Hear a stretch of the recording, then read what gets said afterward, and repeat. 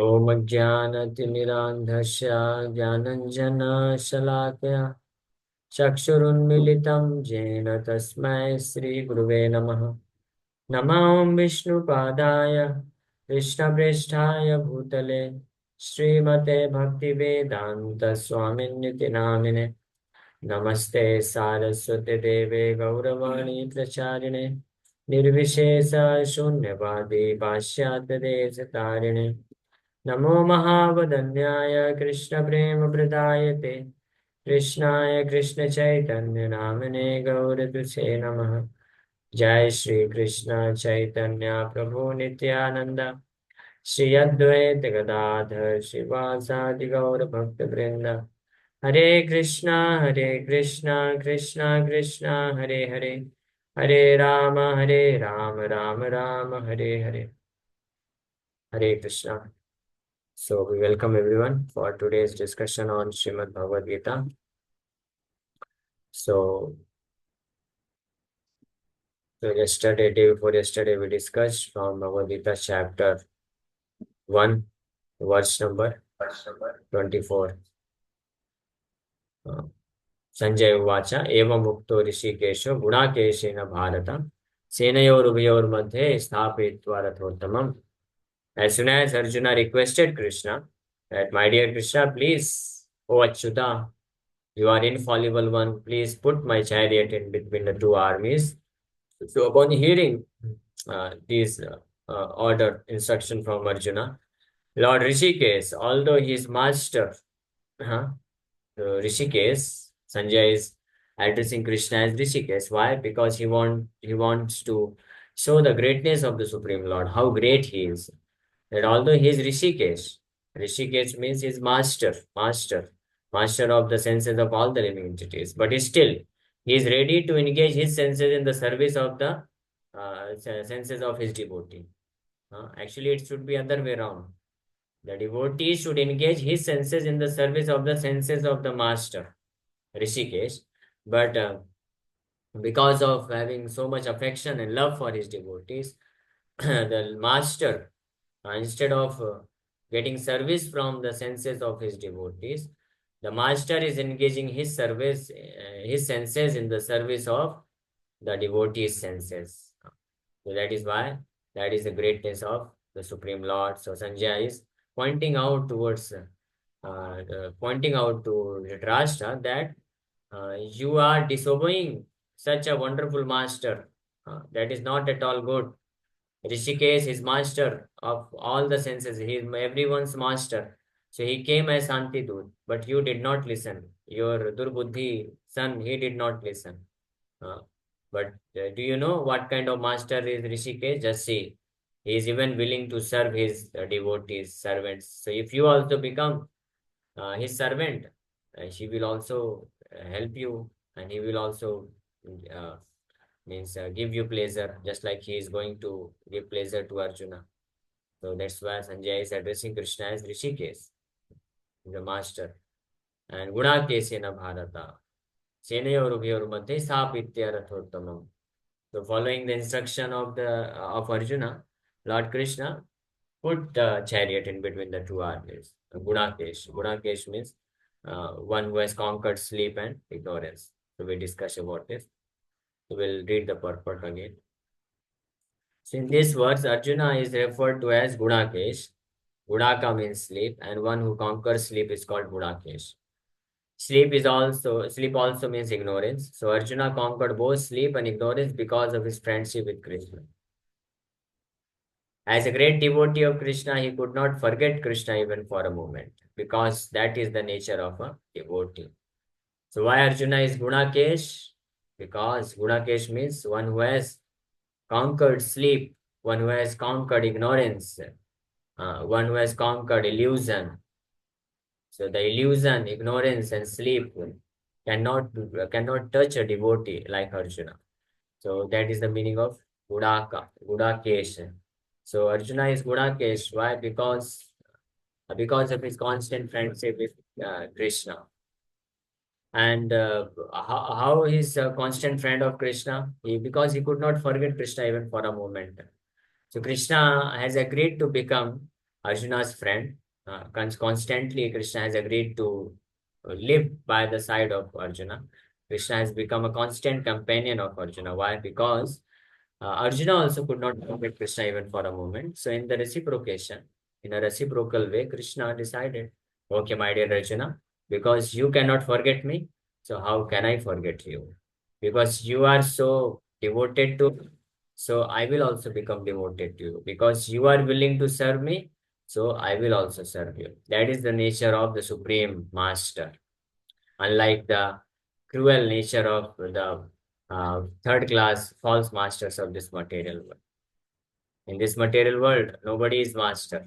But if you make somebody a master, he is going to exploit you. He thinks himself to be master. But Krishna, although he is actual master, and but still one who accepts him as his master, Krishna is ready to accept that person as his master, and he is ready to serve that devotee. That is the beautiful nature of Krishna's being master. So this we discussed yesterday also. So the next point is why Krishna became constant companion of Arjuna, because Arjuna never forgot Krishna even for a single moment. Why Arjuna could remember Krishna always? We also try. We are also trying to become Krishna's devotee. We are also trying to remember him. But why we can't? That the reason is because that is the nature of a devotee. Because Arjuna is a devotee, and this is a natural characteristic of a devotee, that he remembers Krishna every single moment, either in waking or in sleep. A devotee of the Lord can never be free from thinking of Krishna's name, form, qualities, and pastimes.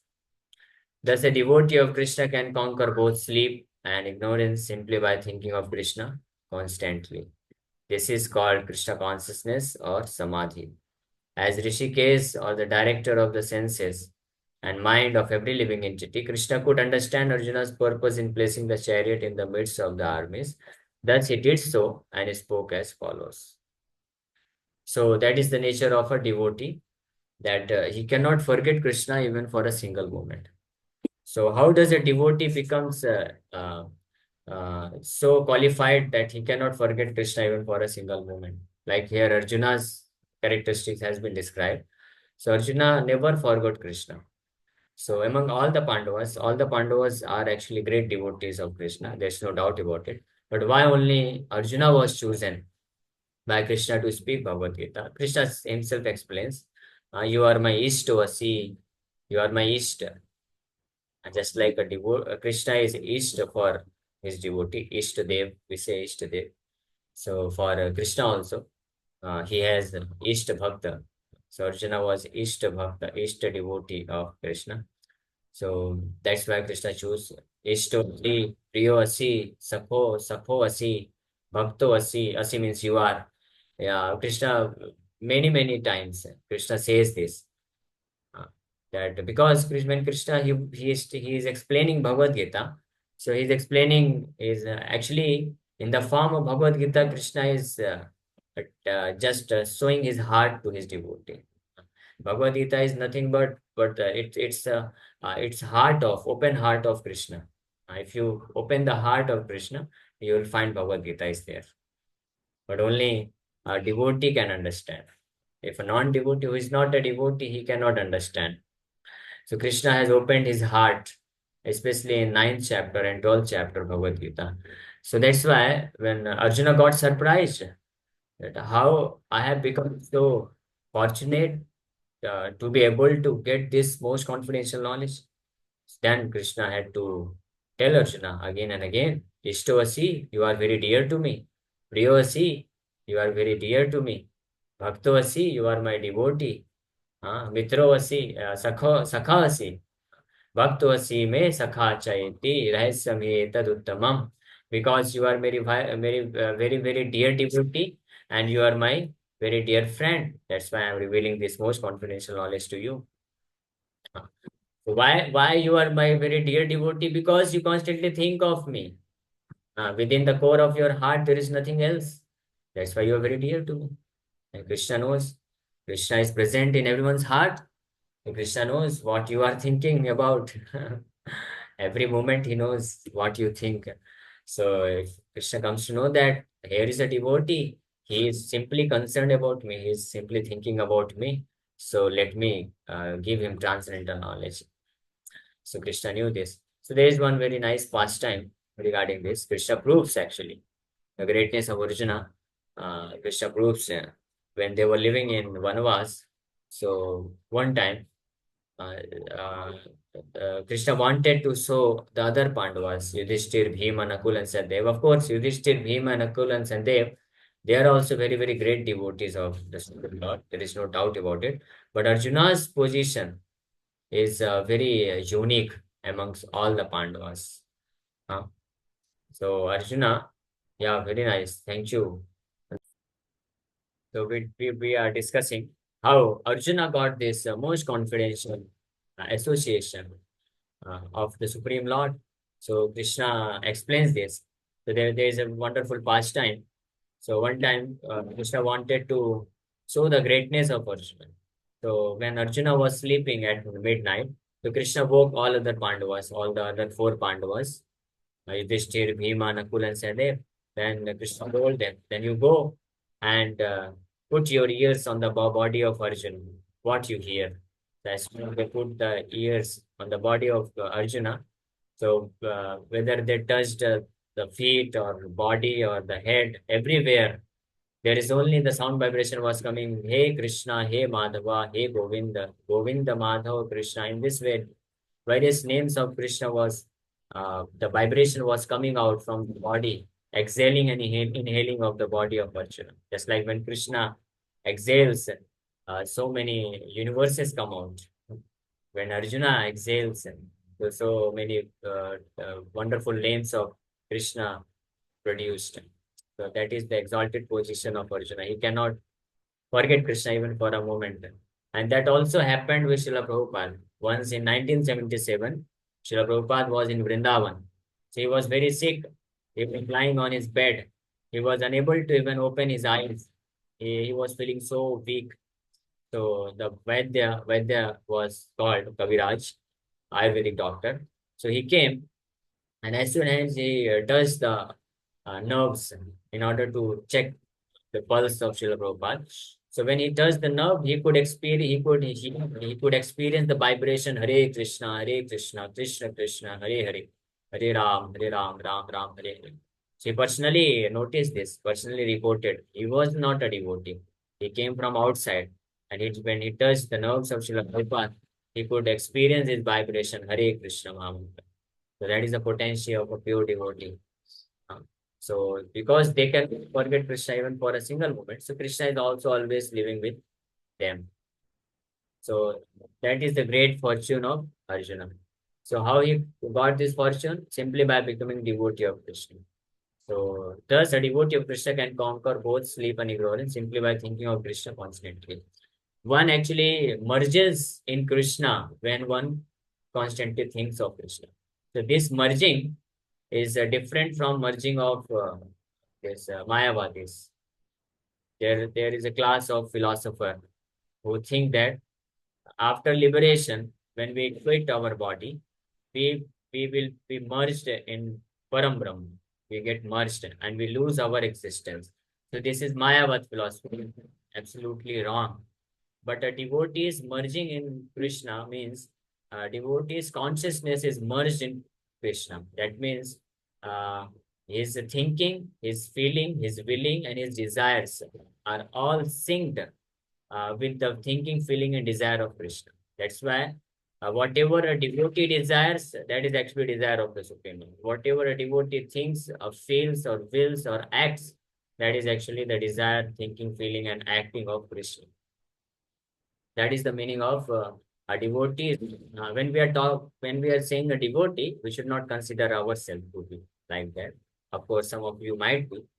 I don't say, but I am not, at least. I'm not talking about a devotee like my way. When we say devotee, a Vaishnava, that means we refer to a pure devotee, a pure Vaishnava. So it should always be understood. So a devotee His consciousness is completely merged in Krishna. That's why all his actions are transcendental, and all his actions are above the jurisdiction of material judgment, material uh, consideration. Nobody can check his actions, his thoughts, his feelings, and nobody can judge. Nobody can point out any flaw in that. That's why. So that's why Srila Prabhupada once he said, these books are not ordinary books. Even I enjoy reading these books. Srila Prabhupada wrote his own books and he used to read himself every day. He used to release it. During Janmashtami, after 12 midnight, Lord Krishna's Abhishek ceremony is celebrated. Then after that, 1 o'clock, 1:30, 2 o'clock, everything is finished. Devotees and guests is fed feast prasadam. After that, generally what we do, when everything is finished, we prepare for going to rest. That's, isn't it?